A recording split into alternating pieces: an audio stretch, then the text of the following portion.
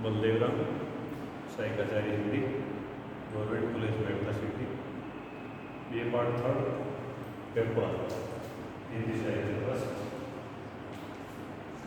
रस को पढ़ने से पहले अपन काव्यशास्त्र में जो 6 सिद्धांत या 6 संप्रदाय दिए गए उनके बारे में अध्ययन किया था। रस की परिभाषा को अपन ने देखा है और रस का स्वरूप क्या था, रस संप्रदाय के प्रवर्तक और उन्होंने रस के बारे में क्या क्या बातें की उनके बारे में अपन ने अध्ययन किया था। आज रसावयव यानी रस के अवयव क्या है उनके बारे में आज जानकारी करेंगे।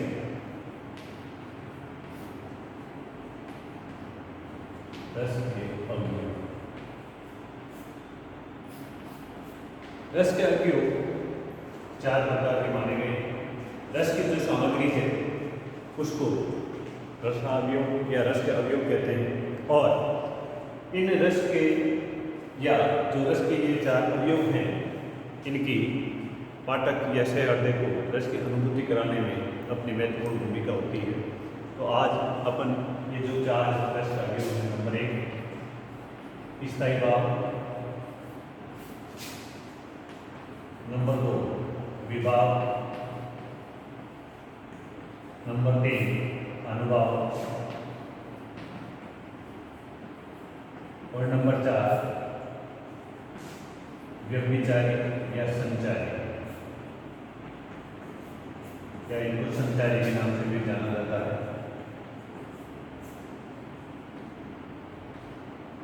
ये 4 रस के अवयव माने गए हैं और सबसे पहले अपन देखते हैं स्थायी भाव क्या होते हैं।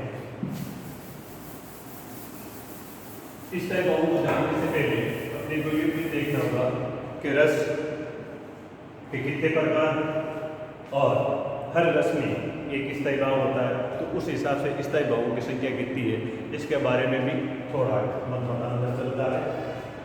रस पहले 8 प्रकार के माने गए थे। श्रृंगार हास्य, रौद्र, करुण तेजान,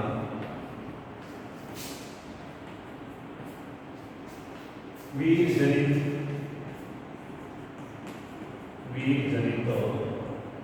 अद्भुत कहो,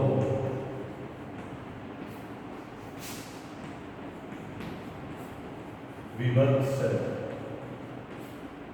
से बयान, यानी ये आपके कॉम्पिटेटिव एग्जाम के साथ साथ देखा जाए तो पहले RS के जो पेपर होते थे उसमें एक हिंदी लिटरेचर का भी पेपर होता था। उस समय ये इस प्रकार के सूत्रों के साथ जो वाक्य याद अपन आसानी से कर सकते थे, याद करने में थोड़ी सहूलियत महसूस होती थी। आज इसके अलावा भी एक और शांतों की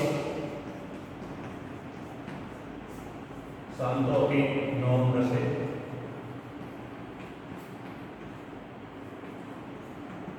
निर्वेश, स्थायी, बाबा, प्रकृति, यानी ये आपके 9 रस माने गए। और इन 9 के अलावा आजकल एक वात्सल्य और एक भगवत विषय आपके जो रति है उसको भी इसके अंतर्गत काउंट किया जाता है। तो इस हिसाब से भक्ति और वात्सल्य को यदि इसमें काउंट करते हैं, वात्सल्य और भक्ति यदि इनको काउंट करते हैं तो रसों की संख्या 11 हो जाती है। पहले ये 8 माने जाते हैं, उसके बाद में एक और रस जोड़ दिया था इसमें,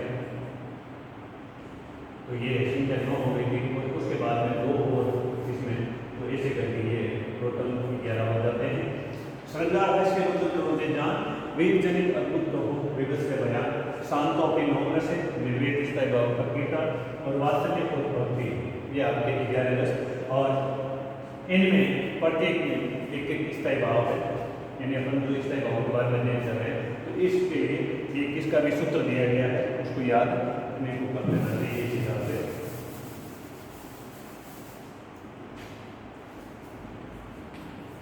रतिभाश्चे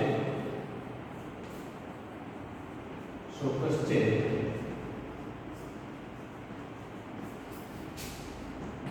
क्रोधोत्सव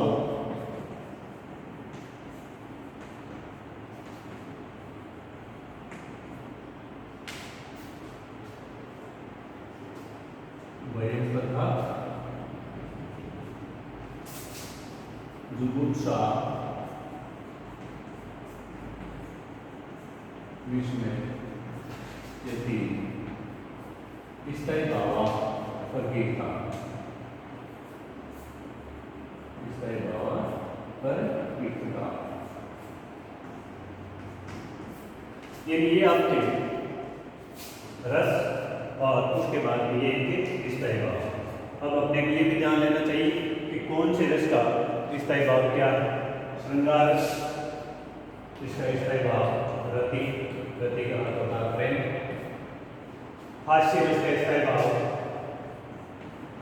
हास यानी हंसी, और क्रोध रस का स्थायी भाव क्रोध।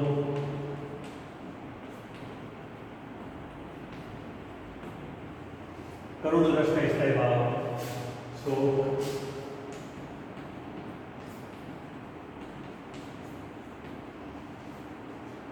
वीर उत्साह,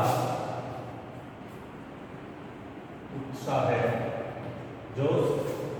अद्भुत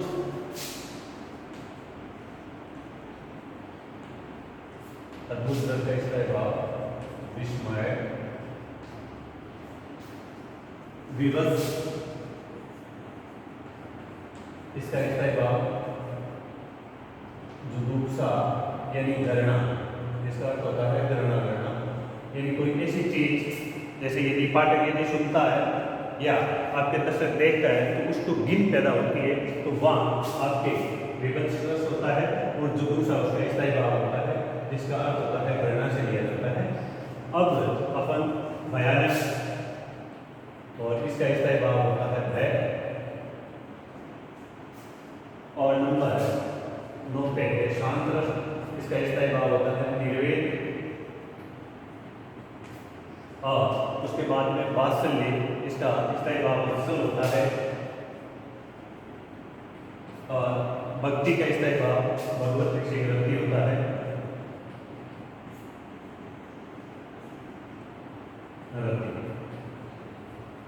तो ये आपके इसके अंतर्गत 11 रस और 11 स्थायी भाव, यानी प्रत्येक रस के अंतर्गत एक स्थायी भाव होता है। इसके बारे में अपन ने देखा था।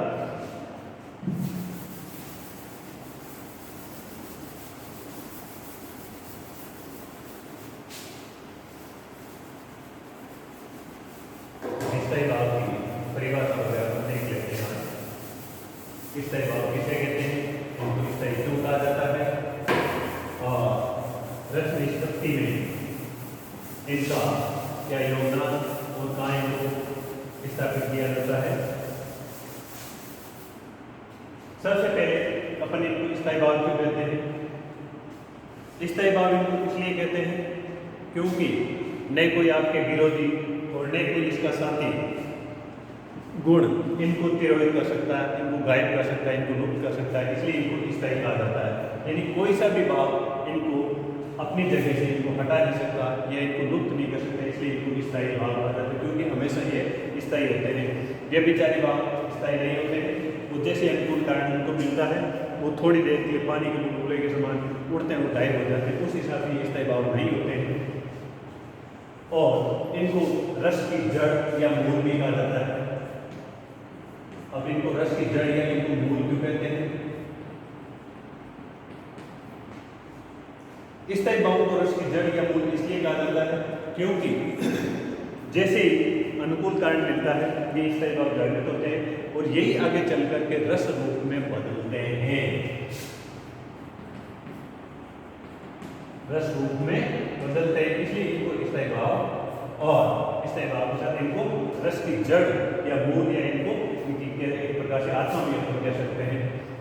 जिस प्रकार से कच्चा चावल होता है, कच्चा चावल जैसे उसको पानी में डाल के और अपन उसको गर्म करना शुरू करते हैं तो वो कच्चा चावल धीरे धीरे पकता हुआ भोजन के रूप में या रस का भी इस क्षेत्र में देखा जाए तो रस यानी भोजन के रूप में यदि ये क्या बनता है, इसमें रस बनता है, तो ये कच्चा चावल पकने की प्रक्रिया से गुजर करके भोजन रूपी रस में तब्दील होता है। उसी प्रकार से स्थायी भाव भी आगे चल करके जैसे विभाव रूपी जो कारण है उन कारणों से ये पैदा होकर के ये जागृत होकर के यही आगे चल करके रस रूप में बदलता है, इसलिए इनको स्थायी भाव कहा जाता है। एक छोटी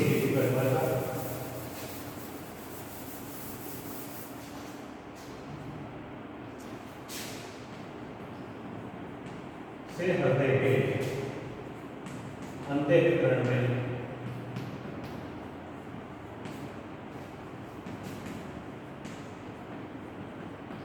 पहले से ही विद्यमान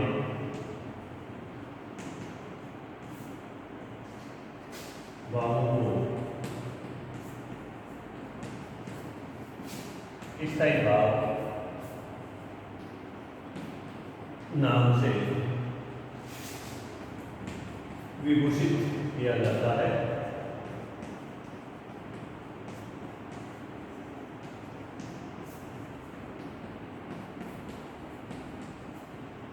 अब सहृदय क्या है? अपन ने पहले भी देखा था, जैसे काव्य उसके दो भाग, एक श्रव्य काव्य एक दृश्य काव्य। श्रव्य काव्य के अंतर्गत पाठक या आपके श्रोता वो आपके सहृदय होगा, पाठक या श्रोता। और दृश्य काव्य की यदि अपन बात करते हैं तो उस समय आपके दर्शक सहृदय होगा। सहृदय को आश्रय के नाम से भी जाना जाता है। अब सहृदय या आश्रय किसे कहते हैं? यानी जिसके हृदय में ये स्थायी भाव जागृत होते हैं और आगे चल करके रस रूप में बदलते हैं, वो व्यक्ति यहाँ सहृदय या आश्रय कहलाता है। अब पाठक और श्रोता ये काव्य का जो एक भेद है, जिसको कहते हैं अपन श्रव्य काव्य, जिसको सुना जाता है या पढ़ा जाता है। यदि उसी स्थिति में तो आपके पाठक के श्रोता सहृदय होंगे। और यदि अपन दृश्य काव्य की बात करते हैं, यानी जिसका रंगमंच पे अभिनय किया जाता है, उसके अंतर्गत एकांकी और नाटक आते हैं, तो उस समय आपके दर्शक सहृदय की भूमिका या आश्रय की भूमिका निभाता है। अब ये स्थायी भाव यानी ये अंतःकरण में, यानी जिसके हृदय में स्थायी भाव जागृत हो रहे हैं उसके हृदय में ये क्या है? सदैव पहले से ही विद्यमान रहते, बाहर से नहीं आते ये भाव। तो ये जैसे इनको अनुकूल कारण ये विभाव में, इन विभावों के कारण ये तुरंत जागृत होते हैं और यही आगे चल करके रस रूप में बदलते हैं, इसलिए इनको रस की जड़ या आत्मा भी कहा जाता है। एक अपन ने अभी उदाहरण दिया था चावल का, तो उस चावल के पकने की प्रक्रिया के हिसाब से ये स्थायी भाव है सहृदय के अंतःकरण में, जैसे इनको अनुकूल कारण मिले उसे जागृत होकर आगे चल करके यही रस रूप में बदल जाते हैं। तो स्थायी भाव इसका महत्वपूर्ण एक रोल या अपन एक प्रकार की इनकी भूमिका कह सकते हैं। आज अपन इसका ही अध्ययन करेंगे और अगले अध्याय के अंतर्गत रस के जो 3 और अवयव हैं उनके बारे में हम जानेंगे। इन 3 और अवयव कौन कौन से हैं? अनुभाव,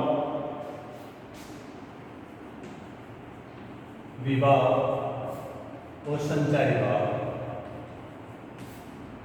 इनके बारे में अपन अगले अध्याय में अध्ययन करेंगे। धन्यवाद।